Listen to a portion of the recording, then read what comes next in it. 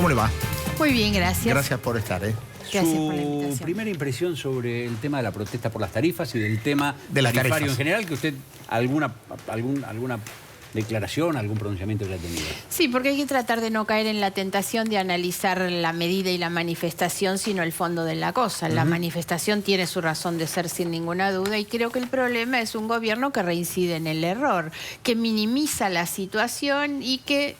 Yo vengo diciendo, me parece que lo peor del macrismo es cuando hace kirchnerismo, cuando creen que pueden andar por la banquina y llegar a objetivos que ellos dicen buscar por el camino de la ilegalidad. El ajuste es brutal y no hubo una consideración sobre el contexto económico-social, fundamentalmente porque no hubo la audiencia pública. La audiencia pública, que no es vinculante, siempre es obligatoria, entre otras cosas porque es el ámbito que sirve para que la gente pueda participar, opinar, recibir información y analizar ese contexto y esas consecuencias. Ahora, está bien, esto es, digamos, sería parte del recorrido jurídico, político. La pregunta que uno se hace es, más allá de la audiencia pública, ¿hasta dónde la sociedad entiende y está en condiciones de aguantar un aumento de tarifas cuya base hoy sería del 400%? Estamos hablando, digamos, de casi una concesión y es el 400%. Sí, por eso. A ver, primero no hay, digamos, porque lo que no se fijó tampoco en las resoluciones es cuál era el criterio para el aumento. En realidad no había una valoración de por qué debía ser eso y no otra cosa, y lo mismo pasa con el 400. ¿Por qué no es 300 o por qué no es 600? El tema es a dónde se va. Yo creo que la sociedad estaba y está preparada para tolerar un aumento, pero un aumento en la misma medida que se venía anunciando, que era un aumento gradual, lógico, razonable, que pudiera ser pagado. Esto exhibe además las contradicciones dentro del propio gobierno, con un ministro de Economía que quiere poner prioridad al ataque a la inflación y el ministro de Energía que aumenta 1000% las tarifas, ¿no? Y la otra cuestión es a dónde iba el aumento de la tarifa.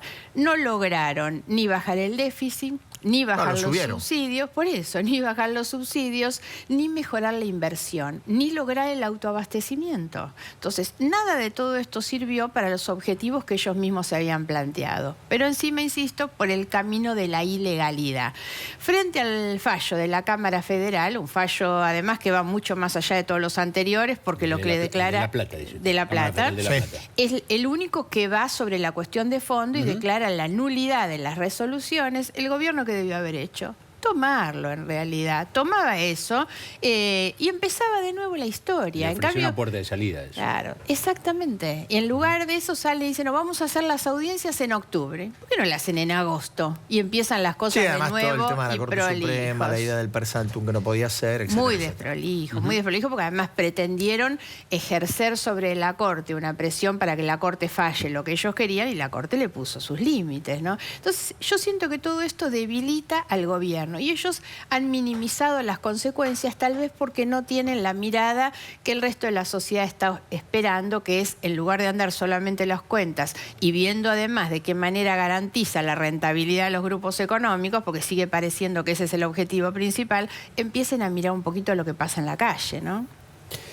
Antes de entrar al tema de su litigio con la expresidenta y de las cajas de seguridad de Florencia Kirchner que hoy se abrieron, le pedimos al director que en 30 segundos, nos repase cuál es el estado judicial de la plana mayor kirchnerista. Cristina Fernández de Kirchner, Julio De Vido, Amado Boudou, Aníbal Fernández, Axel Kicillof, José López, Juan Manuel Abal Medina, Jorge Capitanich, Ricardo Jaime, Juan Pablo Schiavi, Guillermo Moreno, Alejandro Banoli, Daniel Goyán, José Esbatela, Sebastián Gramajo, Héctor Capaccioli. ¿Granero nos faltó? ¿Alguno más falta? Sí, bueno, es una lista provisoria, lo que pasa es que se está moviendo tanto. Sí. Y hay algunos que tienen más de un procesamiento, claro. Pero bueno, Granero está procesado por el Cedronar. Era para enfocar un poco y ayudar a recordar que es la lamentable fotografía de los últimos años. Ahora, ¿no? Cristina dice que la persiguen porque la quieren detener. Y con usted se la agarró y le dijo de todo y usted le contestó también. No es un duelo de lenguaje florentino, sino que se dicen cosas. ¿Qué va a pasar con esto? ¿Con el litigio suyo con Cristina? ¿Con las causas que usted está denunciando? ¿Con las cajas de seguridad de Florencia Kirchner? Frente a esta idea de que puede ser una perseguida política, yo creo que lo único que nos falta es que salga Lópezito a decir que lo persiguen políticamente mientras que estamos viendo cómo pasaban los bolsos, ¿no? A ver, yo dije que había cajas y había cajas. Dije que había millones de dólares y había millones de dólares. Esto usted dice por lo que se abrió hoy. Sí, y por lo que la presidenta me está demandando a mí, en realidad. Entonces, dije que había cajas y había cajas. Dije que había millones de dólares y había. Dije que estaban a nombre de Florencia Kirchner y estaban. Dije que había movimientos extraños en las cuentas y había movimientos extraños en las cuentas. Bueno, fundamentalmente... Cuando ella blanquea la dolarización de sus ahorros. Claro, pero hay que entender esto. No hay ningún delito en cambiar los pesos a dólares tampoco. Ahora, ella hace estos movimientos casi en simultáneo con que el juez Bonadío la convoca, y ella había ido a tribunales ese día para esa razón, que era notificarse del embargo sobre sus bienes. Entonces ella se desapodera de lo propio. Ella tenía una cantidad de plazos fijos, más de 10 plazos fijos, con una cantidad importante de dinero, que lo termina pasando a la cuenta de Florencia. Bueno, a ver, esta es la conclusión que usted saca de lo que hoy se conoció. Por ejemplo, de los 4.600.000. Mínimo eso es extraño, que estando a nombre de ella, de repente pase a tenerlo Florencia. Me cuenta de vuelta, usted dice que esto fue después que Bonadío le dictó el embargo. Ella había ido el miércoles de la semana pasada a tribunales a notificarse de eso. Pero ella rechazó el embargo. Claro, pero a mí me da la impresión que lo que se busca también es insolventarse. ¿Por qué razón yo presenté el escrito? Que no fue una denuncia, en realidad. El escrito se llama "Le pido al fiscal que investigue", porque en esa causa, que era un poco lo que ustedes decían antes, es la famosa causa Otesur, donde en realidad lo que se está investigando es la ilicitud de origen del patrimonio de la familia Kirchner, una ilicitud que surge, entre otras cosas, porque recibía, igual que los Sauces, sumas millonarias provenientes de empresarios contratistas del Estado. En realidad, con eso han armado una fortuna millonaria en los últimos años, que a mi juicio es producto de los delitos que se cometieron desde el ejercicio del poder. Ese es el núcleo de lo que se está investigando. Y juez y fiscal, sobre todo el fiscal Policita, ha desplegado una acción muy importante para buscar cómo está constituida esa fortuna y ver de dónde sale esa fortuna. Entonces busca los inmuebles en el registro de la propiedad, busca las sociedades en el registro de sociedades, las empresas, los hoteles. Y yo lo único que le dije es, además de todo esto, busque la plata en efectivo, porque usted no va a tener una totalidad de la fortuna que tienen si no va y mira qué cosa hay en las cuentas. Y mírelo antes que se la terminen de llevar, porque tenga cuidado, porque en estos días se la están llevando la plata, ¿no? Y evidentemente no me equivoqué. Todas las cosas que dije son las cosas que vamos viendo. Perdón que insista sobre una cuestión, porque por ahí yo malinterpreté. Usted dice que en el momento que Cristina se notifica del embargo hay un traspaso de las cajas de nombre de Cristina a nombre de Florencia. Sí, había sido en los días previos. Bueno, sí, está claro. Por eso hay que mirar con cuidado todo esto que yo digo, mínimamente son movimientos extraños. Hoy, según lo que yo tomo conocimiento a través de los medios, los 4 millones de dólares que hay en la cuenta a nombre de Florencia Kirchner son fajos de los Estados Unidos con un depósito hecho en este año. Entonces yo digo, bueno, a ver, el juez que empiece a mirar de dónde viene esa plata, cómo es que llega esa plata a esos lugares, pues yo tampoco sé si en realidad especificaron los plazos fijos que Cristina tenía o esta es plata que viene de algún otro lado. No lo sé, sinceramente. Lo que le estoy pidiendo al fiscal es que investiguen por lo menos esto que yo considero movimientos no normales en el patrimonio de alguien. Recordemos además que Florencia ni siquiera puede ella acreditar esto. A esta gente no le cierra ni siquiera el blanco, no le cierran las cuentas en blanco de lo que heredan de Néstor Kirchner a lo que hoy tienen como patrimonio. El abogado de Cristina Fernández de Kirchner dijo que usted va a tener que ir ahorrando bastante dinero porque todo este litigio le va a salir muy caro. Yo Usted está ahorrando, está guardando para esa digamos, eso con circunstancia seguridad, eventual. porque lo que está claro es que yo no me enriquecí en la función. Llevo muchos años en la función pública y sigo viviendo en la misma casa que compré hace 25 años, en realidad. Es algo que no pueden decir ellos. Entonces, por supuesto, él es consciente de que yo no tengo plata para pagar un juicio millonario. El abogado ha dicho una sarta de disparates también en estos días. Creo que a esta altura ni siquiera le hace mucho bien. Ellos tienen muchas dificultades para explicar, en realidad, y cuando sale el abogado a explicar me parece que los deja peor. Ahora, también en esto ha sido muy llamativo el estado de nervios que transmite no solo el abogado, sino la señora de Kirchner la semana pasada. Ella nunca había hecho una referencia personal. A mí no, eso le iba a preguntar. A mí me porque llamó en verdad mucho la nunca atención. cuando fue acusada de cantidad de cosas, Claro. ella contestó. Sí, sí. Es la primera vez que contesta y personaliza la Sí, sí. respuesta. A mí me llamó mucho la atención y por supuesto lo adjudico a que por detrás de las cuentas y la necesidad de andar rindiendo cuentas, lo que se está derrumbando es el relato. Está claro que se les cae el relato y que lo que yo hice fue ponerla en evidencia para que ella explicara en realidad cómo tiene, después de tantos años de funcionaria pública, cobrar un sueldo de la administración pública, las sumas millonarias que tiene. Porque ella sale, recuerden ustedes cuando dijo que su fortuna era por ser una abogada exitosa y no le conocemos ni un solo juicio que haya ganado. Ahora dijo que su fortuna se debía a los alquileres de inmuebles, que ella se había dedicado a alquilar. Lo que obvió decir es que las sumas millonarias que acumularon fueron el pago que le hicieron 2 empresarios contratistas del Estado. Eso es en gran medida el incremento de aproximadamente 10 millones de pesos por año que ella declara, insisto, en blanco, proveniente de 2 empresarios a los que ella benefició con sus decisiones. Por eso es que también ¿De quién hablamos? ¿Lázaro Báez? Claro.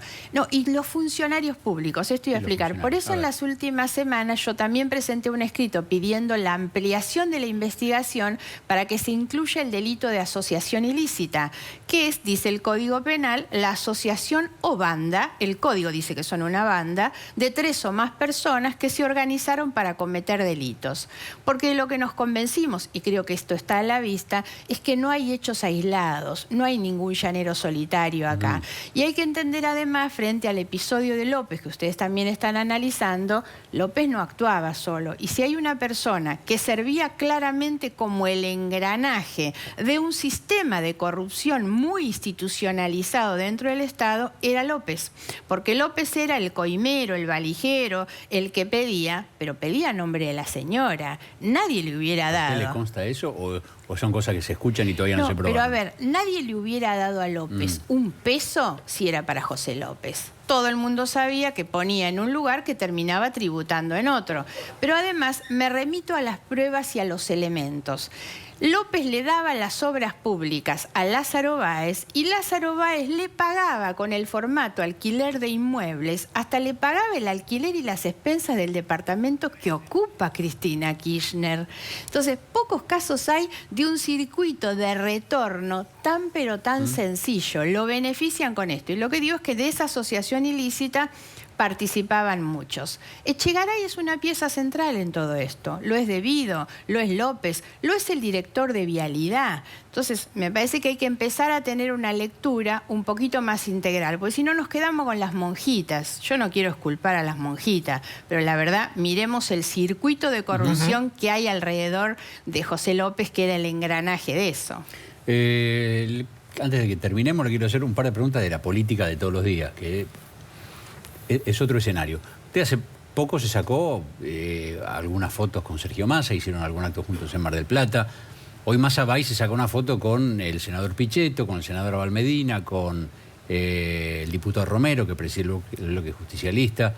¿Usted cómo le cae esto? ¿Hay una alianza con Massa que incluye la relación de Massa con el peronismo más tradicional? A ver, yo no tengo con Massa ningún tipo de alianza electoral, y no estamos pensando en el año que viene. Esto nunca ha sido materia ni de conversación entre nosotros. Sí está claro que hay un espacio intermedio en disputa, que seguramente será el año que viene, que es cada vez más grande, porque ni los votantes de Macri y de Scioli son enamorados de Macri y de Scioli. Y hoy esa es la gente que quiere que nosotros trabajemos en lo que nosotros le llamamos la agenda social, que es la agenda de la gente. Entonces yo coincido con Massa, porque Massa es una persona que además lo practica todos los días, que es que va al Congreso y este muchacho ha sabido negociar en el Congreso mejoras para los jubilados, mejoras para las pymes, mejora en el impuesto a las ganancias, para las provincias. Entonces a nosotros nos identifica hoy una agenda de trabajo vinculada con cómo le hacemos mejor la vida a la gente, porque ese es el objetivo de la política.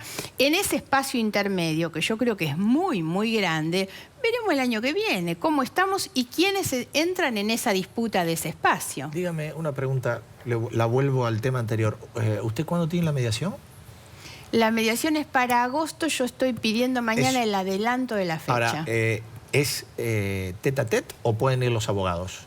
La ley dice que es obligatorio, que es personal, y hace una excepción para quienes viven a más de 150 kilómetros. Por lo tanto, supongo que tal vez ella esté exenta de ir.